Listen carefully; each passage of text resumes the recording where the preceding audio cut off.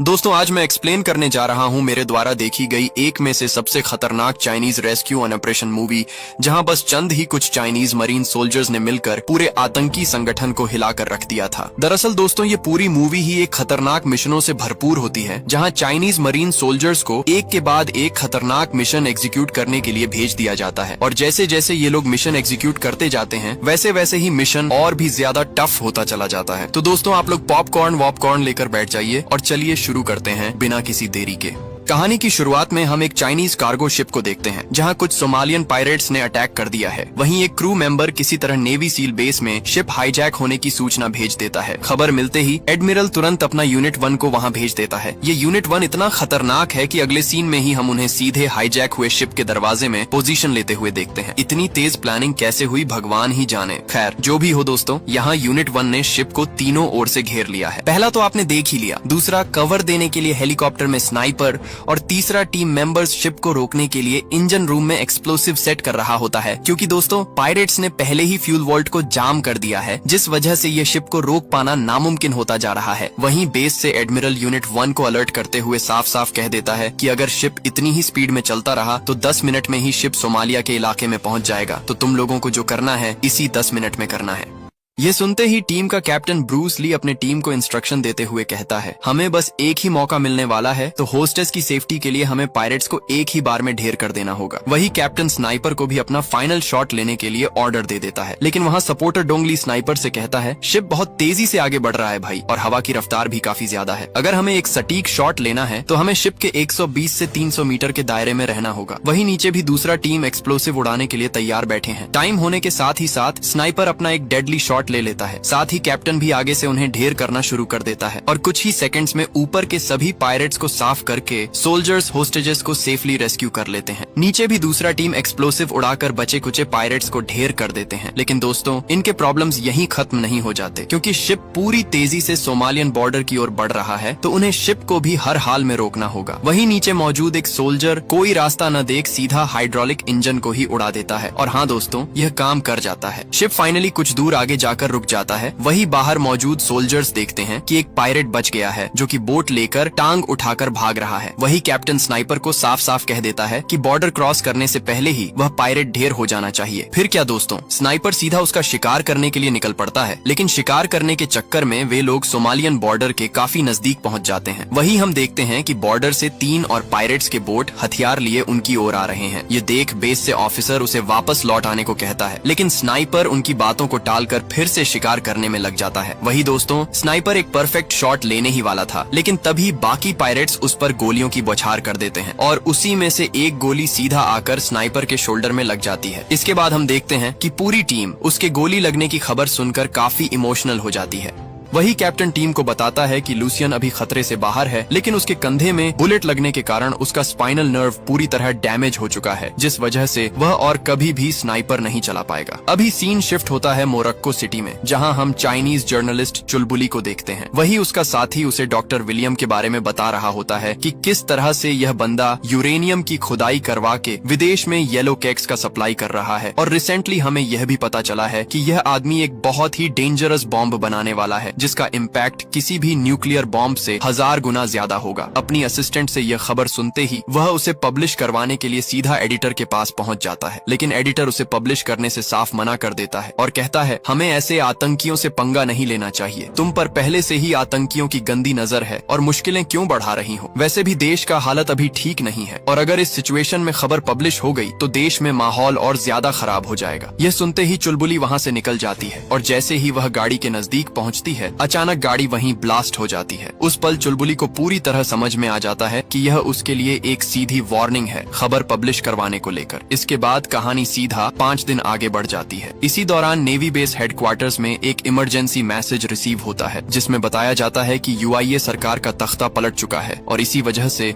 वहाँ civil war शुरू हो चुका है। इसके अलावा झाका नाम का एक आतंकवादी संगठन पूरे देश में दहशत का माहौल बना चुका है। मारपीट, किडनैपिंग और हिंसा की घटनाएं लगातार लगातार बढ़ रही हैं। इस कैओस के बीच कई देशों के अलग अलग सिटीजन्स वहां फंसे हुए हैं, जिनमें 140 चाइनीज सिटीजन्स भी शामिल हैं। तो हमें तुरंत अपने लोगों को वहां से रेस्क्यू करने के लिए निकलना होगा, इससे पहले कि हालात और भी ज्यादा बिगड़ जाएं। और यह मिशन को एग्जीक्यूट करने की जिम्मेदारी जियोलन यूनिट 1 को दी जाती है। वही सभी टीम मिशन के लिए तैयारी लेना शुरू कर देती है। और तभी स्टोरी में एंट्री होती है एक नए स्नाइपर सेयोंग की, एक ऐसा सोल्जर जो अपनी टफ और एरोगेंट नेचर के लिए जाना जाता है। दूसरी तरफ हम एक पावर प्लांट में डॉक्टर विलियम को देखते हैं, जो कि अपना डीलर के साथ बहस कर रहा होता है, क्योंकि पूरा पेमेंट देने के बावजूद उसका माल अभी तक नहीं पहुंचा। और दोस्तों, यहाँ वही बॉम्ब बनाने का माल के बारे में बातें चल रही है। उसी पावर प्लांट में हम चुलबुली और उसके असिस्टेंट को भी देखते हैं, जो कि उसी डॉक्टर विलियम पर निगरानी रखे हुए हैं। दूसरी तरफ हम चाइनीज एम्बेसडर को देखते हैं। दरअसल दोस्तों, एम्बेसडर भी यूआईए के कैओस में अपनी फैमिली के साथ फंसा हुआ है। जैसे ही एम्बेसडर को पता चलता है कि चाइनीज सोल्जर्स उन्हें रेस्क्यू करने के लिए निकल चुके हैं, वह तुरंत वहां से निकलने की तैयारी शुरू कर देते हैं। इसी बीच चाइनीज मरीन शिप भी यूआईए के पोर्ट तक पहुंच जाती है और कैप्टन सभी सोल्जर्स को मिशन के लिए फाइनल कॉल दे देता है। शिप को पोर्ट पर पहुंचते देख सारे चाइनीज सिटीजन्स बोर्ड करना शुरू कर देते हैं। लेकिन दोस्तों, प्रॉब्लम ये है कि चाइनीज एम्बेसडर और डॉक्टर विलियम अभी तक पोर्ट नहीं पहुंचे हैं। तभी शिप के एडमिरल को सूचना मिलती है कि यूआईए की प्रेसिडेंट पर जानलेवा हमला करने की कोशिश की गई है और उनकी जगह मुहादी नाम की चीफ सेक्रेटरी ने कुर्सी संभाल ली है। प्रेसिडेंट ने रिक्वेस्ट की है कि उनकी फैमिली को सेफली रेस्क्यू करके बाकी सिटीजन्स के साथ चाइना ले जाया जाए। इस रिक्वेस्ट के लिए एडमिरल तुरंत राजी हो जाता है। दूसरी तरफ शिप पोर्ट पहुंचने की खबर सुनते ही एम्बेसडर भी निकल पड़ता है, लेकिन तभी एम्बेसडर के निकलने की खबर दुश्मनों तक भी पहुंच जाती है। कुछ ही देर में आतंकी उनका रास्ता बीच में ही रोक लेते हैं और वहां भयंकर गोलाबारी शुरू कर देते हैं। हालत बिगड़ते देख वहां मौजूद गार्ड्स एम्बेसडर और उनकी फैमिली को तुरंत एक घर के अंदर शिफ्ट कर देते हैं। दूसरी तरफ जैसे ही यह खबर बेस तक पहुंचती है, एडमिरल तुरंत एक्शन में आ जाता है और यूनिट 1 को बिना देर किए वहां के लिए निकलने का ऑन ऑर्डर देता है। ऑन ऑर्डर मिलते ही यूनिट 1 फुल फोर्स के साथ मिशन के लिए रवाना हो जाती है। दूसरी तरफ डॉक्टर विलियम को पकड़ने के लिए भी वहाँ कुछ आतंकी पहुँच जाते हैं, लेकिन वहाँ मौजूद गार्ड्स किसी तरह सिचुएशन को संभाल लेते हैं और डॉक्टर विलियम को गाड़ी में भरकर वहां से निकल जाते हैं। लेकिन दोस्तों, आतंकी इतना आसानी से कहां पीछा छोड़ने वाला था। वे लोग पीछे से लगातार फायरिंग करना शुरू कर देते हैं और कुछ दूर आगे जाकर गाड़ी आतंकियों की बुलेट झेल नहीं पाती और वह सीधा खाई में गिर जाती है। दूसरी तरफ यूनिट 1 एम्बेसडर को रेस्क्यू करने के लिए तेजी से आगे बढ़ रहे थे। कुछ देर में वे लोग लोकेशन तक पहुंच जाते हैं। वहाँ सोल्जर्स देखते हैं कि ओपोनेंट्स लोकेशन को पूरी तरह तहस नहस कर दिया है। पागलों जैसे लॉन्चर और मशीन गन्स हाथ में जो मिले उसी से मारना शुरू कर दे रहा है। वहीं सोल्जर्स को समझ में आ जाता है कि नीचे से लड़ते हुए एम्बेसडर को ढूंढना मुश्किल होगा, इसलिए बाकी सोल्जर्स छत के ऊपर चढ़ जाते हैं और हर एक बिल्डिंग की तलाशी लेना शुरू कर देते हैं। वहीं नीचे आतंकी सिविलियंस को इस्तेमाल करके सोल्जर्स के रास्ते में मुश्किल पैदा करने के लिए एक सिविलियन को पकड़कर उसमें बम फिट कर देता है और गाड़ी चलाकर उसे सोल्जर्स की ओर जाने को मजबूर करता है। मजबूरी में वह व्यक्ति तेजी से गाड़ी दौड़ाते हुए जैसे ही सोल्जर्स के लोकेशन में पहुंचता है, वहां एक भयंकर एक्सप्लोजन हो जाता है, जिस वजह से सैकड़ों मासूम सोल्जर्स वहीं शहीद हो जाते हैं। वहीं दूसरी तरफ हम बाकी सोल्जर्स को देखते हैं, जो कि अभी तक एम्बेसडर को ही ढूंढ रहा होता है, लेकिन तभी अचानक उन पर आतंकी हमला कर देता है। वहीं सोल्जर्स सिचुएशन को किसी तरह हैंडल कर लेता है और थोड़ी ही देर में एम्बेसडर और उनकी फैमिली तक पहुंच जाते हैं। बिना कोई डिले किए वे तुरंत उन्हें सिक्योर करके नीचे सेफ जोन की तरफ ले आते हैं। लेकिन दोस्तों, इनकी प्रॉब्लम्स यहाँ ही खत्म नहीं हो जाते। नीचे भी कहीं आतंकियां लगातार फायरिंग और लॉन्चर छोड़ता ही रहता है। वहीं कैप्टन फ्रंट को संभालते हुए आतंकियों को ढेर करता है जाते हैं। ऊपर से भी स्नाइपर लगातार कवर देता रहता है। और दोस्तों, इसी तरह काफी घंटों तक लड़ने के बाद सोल्जर्स फाइनली सभी आतंकियों को ढेर कर देते हैं और एम्बेसडर प्लस उसकी फैमिली को भी सेफली रेस्क्यू कर लेते हैं। दूसरी तरफ हम रिपोर्टर चुलबुली और डॉक्टर विलियम को बहुत ही बुरी हालत में देखते हैं। तभी वहाँ आतंकी पहुँच जाते हैं और गाड़ी की तलाशी लेना शुरू कर देते हैं। लेकिन दोस्तों, रिपोर्टर चुलबुली पहले ही गाड़ी से निकल चुकी थी और वह चुपके से एक फोन दुश्मनों की गाड़ी में रख देती है ताकि बाद में उन्हें ट्रैक किया जा सके, और वो ये इन्फॉर्मेशन चाइनीज हेडक्वार्टर तक भी भेज देती है। जैसे ही ये खबर एडमिरल तक पहुंचती है, वह तुरंत ही इन्फॉर्मेशन को यूनिट 1 तक पहुंचाते हुए कहता है, हमारा एक अहम चाइनीज सिटीजन डेंग में को शाका के लोगों ने उठा ले गए हैं, तो तुम लोगों को तुरंत उसे भी रेस्क्यू करने के लिए निकलना होगा। हम एक भी चाइनीज सिटीजन को ऐसे वहाँ छोड़ के नहीं आ सकते। और हाँ, वहाँ की यूआईए सरकार भी तुम लोगों को एयर सपोर्ट देगी। लेकिन कुछ ही देर में उन्हें इन्फॉर्म कर दिया जाता है कि उन्हें किसी तरह की कोई भी एयर सपोर्ट नहीं दिया जाएगा और उन्हें बिना किसी एक्सटर्नल एडिशनल सपोर्ट के ही इस डेंजरस एरिया में रेस्क्यू ऑपरेशन कंप्लीट करना होगा। और हाँ, हमारे पास टाइम बहुत कम है। शाम होते होते ही हमें अपना मिशन कंप्लीट करना होगा। हमें दुश्मनों के इलाके में काफी अंदर तक जाना होगा और हमें यह भी नहीं पता कि वहाँ कितने आतंकी हमारे लिए डेरा डाले बैठे हैं। तो हाँ, यह मिशन काफी ज्यादा टफ होने वाला है। इसके बाद हम देखते हैं कि रिपोर्टर चुलबुली सोल्जर्स के साथ जाने की जिद करने लगती है। वो कैप्टन को बताती है कि उसका वहाँ जाना बहुत जरूरी है। चुलबुली क्लियरली कहती है कि यह येलो केक्स का मामला है। उसे पूरा यकीन होता है कि शाका एक बहुत ही खतरनाक परमाणु बम बना रहा है और अगर शाका को टाइम पर नहीं रोका गया तो करोड़ों लोग मारे जाएंगे। वही कैप्टन उसे प्यार से समझाता है कि देखिए, ये हमारा मिशन नहीं है। हमारा मिशन बस अपना सिटीजन डोंगमे को वापस लाना है और हो सके तो हम उसके साथ बाकी सिटीजन को भी बचाएंगे। लेकिन इसके अलावा हम ना तो आपको वहाँ ले जा सकते हैं और ना ही हम ऐसी सिचुएशन में शाका को रोक सकते हैं, क्योंकि हमें यह तक नहीं पता कि अंदर कितने आतंकी हमारे लिए डेरा डाले बैठे हैं और एक ही वक्त में इतना सारा मिशन को एग्जीक्यूट करना पॉसिबल नहीं है। लेकिन रिपोर्टर चुलबुली इतनी जिद्दी है दोस्तों कि कैप्टन की एक भी बात नहीं सुनती और आखिरकार कैप्टन उसे ले जाने के लिए मजबूर हो जाता है। वहीं दूसरी तरफ एम्बेसडर के शिप में पहुंचने की खबर एक जासूस शाका ग्रुप के लीडर शाहिद तक पहुंचा देता है। ये खबर सुनते ही शाहिद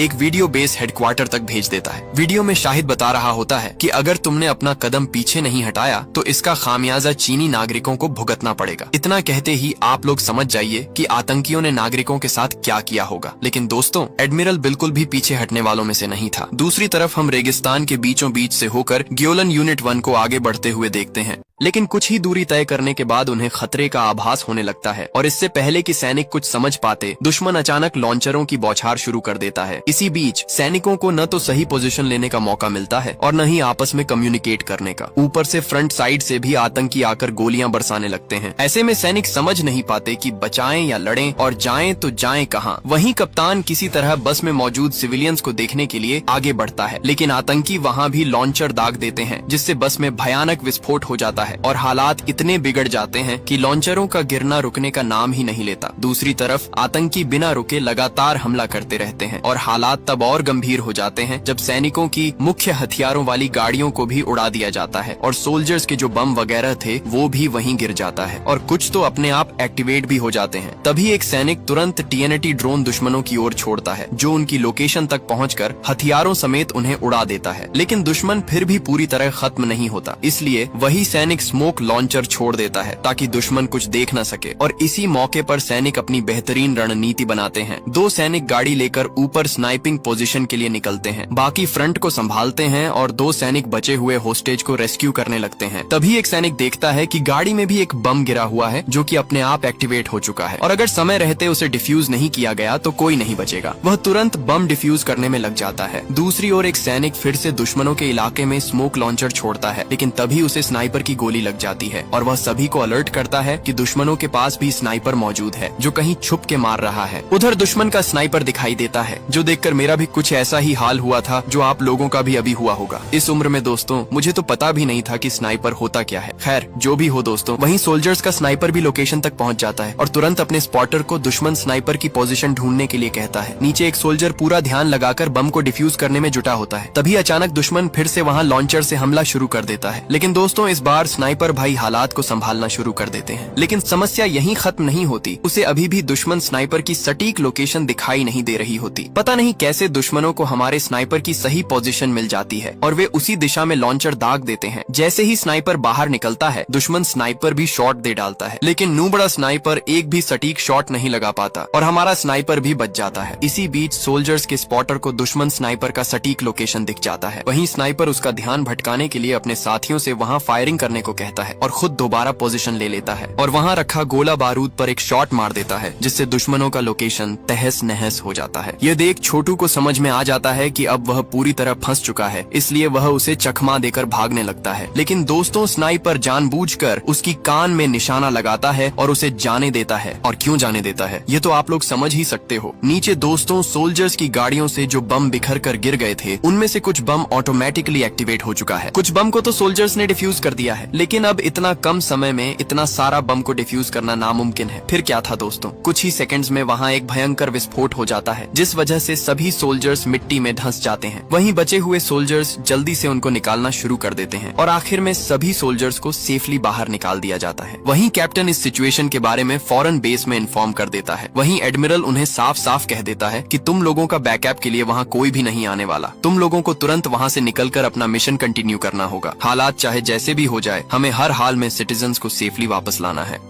इसके बाद वे लोग गाड़ी लेकर उसी गांव की ओर निकल पड़ते हैं जहां चाइनीज सिटीजन मेनाडोंग को बंदी बनाकर रखा गया है। गांव के नजदीक पहुंचते ही सोल्जर्स एक घर में घुसकर हमला कर देते हैं। वहीं सोल्जर्स देखते हैं कि यहां बहुत सी औरतों को बंदी बनाकर रखा गया है, जिनसे सभी आतंकियों के लिए खाना बनवाया जाता है। उसी गाँव की औरतों से उन्हें गाँव की हर एक जानकारी मिल जाती है। वहीं चुलबुली बताती है कि यहाँ लगभग 200 आतंकी मौजूद हैं और इन 200 आतंकियों के खिलाफ बस 8 सोल्जर कभी नहीं टिक पाएंगे। वहीं कैप्टन जवाब में बताता है कि हम युद्ध में ये नहीं देखते कि सामने 200 हैं या 2 लाख। एक सही प्लान और स्ट्रेटेजी से 8 तो क्या, एक आदमी भी हजारों के खिलाफ लड़ सकता है। हमने पहले भी इससे कहीं गुना ज्यादा खतरनाक मिशन एग्जीक्यूट किए हैं। इतना कहते ही कैप्टन इस इम्पॉसिबल मिशन के लिए प्लानिंग बनाना शुरू कर देता है। वहीं कैप्टन सियोन को हर एक प्लान समझा देता है। दूसरी तरफ हम साजिद को देखते हैं, जो कि डॉक्टर विलियम्स को वो पेन ड्राइव के बारे में पूछ रहा होता है, जिससे वह हाई विस्फोट वाली बम बनाने का फॉर्मूला है। लेकिन डॉक्टर उसे कुछ भी बताने से साफ मना कर देता है, जिस वजह से वह डॉक्टर को अपनी भाषा में समझाने लगता है। कुछ ही देर में डॉक्टर झेल नहीं पाता और वह पेन ड्राइव के बारे में सब कुछ बता देता है। इन्फॉर्मेशन निकालते ही साजिद तुरंत पेन ड्राइव को लेने के लिए निकल पड़ता है। दूसरी तरफ सोल्जर भेष बदलकर गांव में घुस चुका होता है। फिर हम चुलबुली को देखते हैं। वो भी भेष बदलकर मैं डैंग को बताती है कि चाइनीज नेवी तुम्हें रेस्क्यू करने के लिए आ चुकी है, इसलिए चुपचाप मैं जो बोलूं वैसा करती जाऊं। वहीं पहाड़ के ऊपर हम दूसरे सोल्जर को देखते हैं, जो कि अपना कम्युनिकेशन टावर सही कर रहा होता है। लेकिन पीछे से आतंकी ये सब देख लेता है और वो ये इन्फॉर्मेशन तुरंत साजिद तक भेज देता है। वहीं साजिद कहता है कि अब पानी सिर के ऊपर जा चुका है, सभी होस्टेस को ढेर कर दो और उनके जहाज पर भी मिसाइल लॉन्च कर दो। ऑन ऑर्डर मिलते ही आतंकी जहाज में मिसाइल लॉन्च कर देते हैं, लेकिन जहाज में मौजूद एंटी मशीन गन्स मिसाइल को हवा में ही डिटेक्ट कर लेता है और हवा में ही उसे निष्क्रिय कर देता है। काउंटर अटैक में शिप में मौजूद चाइनीज टैंक्स एक बार में दुश्मनों का मिसाइल लॉन्चर को उड़ा देते हैं। दूसरी तरफ बाकी आतंकी भी चाइनीज सिटीजन में डींग को पकड़ कर ले जाते हैं, लेकिन बाद में आतंकियों को पता चलता है कि ये तो असल में मेन डोंग नहीं बल्कि कोई और ही है। दरअसल दोस्तों, चुलबुली ने पहले ही मेनाडोंग से अपना ड्रेस पेयर बदल ली थी और आतंकियों ने चुलबुली को ही मेनाडोंग समझकर पकड़ लिया था। तभी आतंकी उसे 30 डिग्री देते हुए पूछने लगता है कि तुम्हारे साथ कौन कौन है। लेकिन तभी पीछे से कैप्टन आ जाता है और सभी आतंकियों को मारना शुरू कर देता है और वो जल्दी से चुलबुली को लेकर वहाँ से निकल जाता है। दूसरी तरफ बाकी सोल्जर्स भी मेनाडोंग को गाड़ी में बिठा देते हैं और वहाँ से निकलने लगता है। सब कुछ सही जा रहा था दोस्तों, लेकिन एक किल सब गेम बिगाड़ देता है। उसी एक किल की वजह से गाड़ी पंक्चर हो जाती है। पंक्चर टायर देख एक आतंकी गाड़ी को रोक देता है और जैसे ही वो आतंकी गाड़ी के नजदीक पहुंचता है, सोल्जर उसे मार देते हैं। और दोस्तों, यहीं से शुरू होता है एक घमासान युद्ध। गोलियों की आवाज सुनकर सभी आतंकी अलर्ट हो जाते हैं और हथियार लिए उन्हें ढूंढने लगते हैं। वहीं सोल्जर हाथ में जो मिले, ग्रेनेड हो या चाहे कुछ भी हो, दुश्मनों पर फेंकते जाते हैं। दूसरी तरफ कैप्टन भी गोलियों की आवाज सुनकर अंदर मौजूद आतंकियों पर ग्रेनेड फेंक देता है, जिससे अंदर मौजूद आतंकी एक ही बार में ढेर हो जाते हैं। वहीं कैप्टन सभी सोल्जर्स को साफ साफ कह देता है कि मेरा इंतजार मत करो, डोंग को लेकर तुम लोग पीछे से निकल जाओ, मैं आ जाऊंगा। दूसरी तरफ हम बाकी सोल्जर्स को बहुत ही भयंकर तरीके से लड़ते हुए देखते हैं। वहीं ऊपर से भी स्नाइपर लगातार कवर देते हुए एनिमीज को डाउन करते जाते हैं। लेकिन तभी हम फिर से वहीं छोटू स्नाइपर को देखते हैं, जो कि सोल्जर्स की स्नाइपर को स्पॉट कर चुका होता है। वो तुरंत जाकर अपना पोजीशन ले लेता है और एक ही शॉट में सोल्जर को घायल कर देता है। दूसरी तरफ वह एक और सोल्जर को घायल कर देता है, जो छत के ऊपर से कवर दे रहा था। तभी हम देखते हैं कि स्नाइपर फिर से लोकेशन चेंज कर लेता है और एक घर में अपनी पोजीशन ले लेता है। लेकिन दोस्तों, इस बार सोल्जर्स के स्नाइपर और स्पॉटर अलर्ट हो चुके थे। स्पॉटर ठीक उसे विंडो के शीशे में देख लेता है और दीवार में एक शॉट मार देता है, जिससे दीवार में एक छेद बन जाता है। वहीं अब हम हमारे मेन स्नाइपर को देखते हैं, जो अब कवर में रहकर ही फिर से उसी छेद में शॉट मार देता है, जिसकी वजह से बुलेट दीवार के आर पार हो जाती है। फिर क्या दोस्तों, स्नाइपर भी दीवार के साथ गई।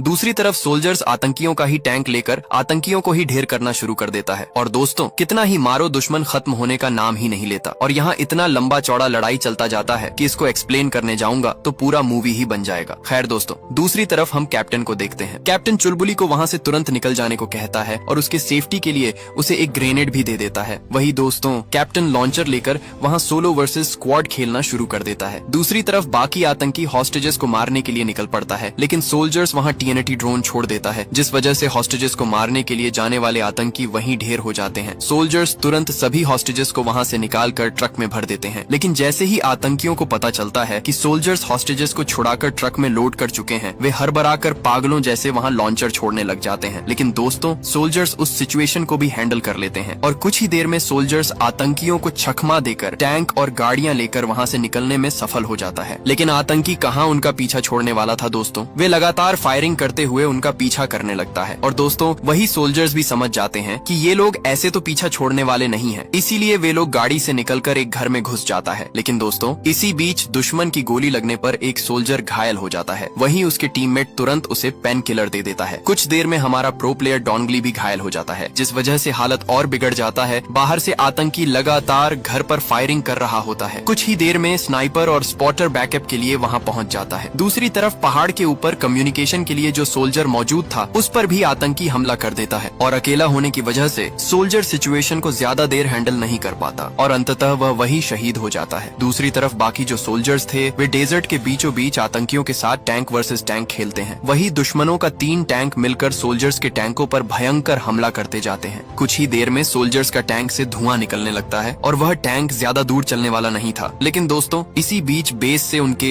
बैकअप के लिए वहां मिसाइल ड्रोन छोड़ दिया जाता है, जिस वजह से दुश्मनों का तीनों टैंक एक ही बार में तबाह हो जाता है। कुछ ही देर में उनके लिए वहां 3 हेलीकॉप्टर भेज दिया जाता है। और दोस्तों, यह जो भयंकर युद्ध चली, इनमें उनका 3 सोल्जर शहीद हो चुके थे और एक बहुत सीरियसली घायल था। घायलों और शहीदों को हेलीकॉप्टर में करके ले जाया जाता है। यहाँ सोल्जर चाहते तो वापस बेस लौट सकते थे, लेकिन अब सभी ठान लेता है कि हम अब इस युद्ध के मास्टरमाइंड को भी नहीं छोड़ेंगे और हमारे 3 साथियों के शहीद होने के बाद तो बिल्कुल भी नहीं। वहीं कैप्टन उन्हें साफ साफ ये भी बता देता है कि ये कोई ऑफिशियली बेस से ऑथराइज्ड मिशन नहीं है। हमारा मिशन ऑलरेडी कंप्लीट हो चुका है, तो ये हमें सीक्रेटली निपटाना होगा। इतना कहते ही भाई लोग निकल पड़ते हैं उस लोकेशन के लिए जहां यह एटॉमिक बॉम्ब बनाया जा रहा है। और इस गेम का रियल मास्टरमाइंड साजिद, जो कि वही मौजूद है, वही सोल्जर्स स्काई डाइविंग करते हुए नीचे उतरने लगता है। वहां पहुंचते ही सोल्जर्स जगह को तीनों ओर से घेर लेते हैं। वही डोंगली दुश्मनों का ही ट्रक के नीचे लटकते हुए उनके साथ जा रही है ताकि वह दुश्मनों की नजदीक पहुंच सके। वही हम देखते हैं कि दुश्मन माल को एयरक्राफ्ट में लोड कर रहा होता है। तभी हम साजिद को शिपमेंट का डीलिंग करते हुए देखते हैं। लेकिन दोस्तों, कुछ ही देर में शिपमेंट का पैसा तो साजिद ने ले ही लिया है, तो वो वही गद्दारी कर देता है